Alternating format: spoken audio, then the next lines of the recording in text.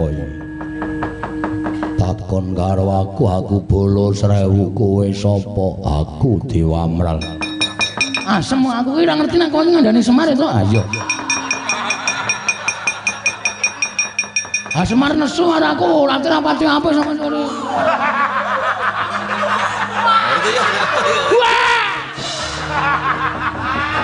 Ngopo Gong? Wah, medeni tenan asli yakin aku. Ndredeg aku terus. Ngopo e? Aku tiba-tiba ki nang tengah-tengah. Tiba-tiba gayamu nang tengah buta. Apa? Aduh arep. Kowe tak kandhani. Piye, Pak? Kae sing siji Sinuwun Ndwarawati. Sing siji kowe ngerti ora? Sapa?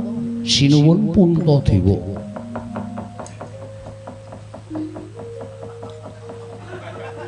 Iki dar pentas nendi? Payu reok po. Gong rene kowe kok kletak modar kowe. Iki dadi tenane payu reok ora. Gelak-gelak limpah. Wah, poteng-poteng awakmu. Wah.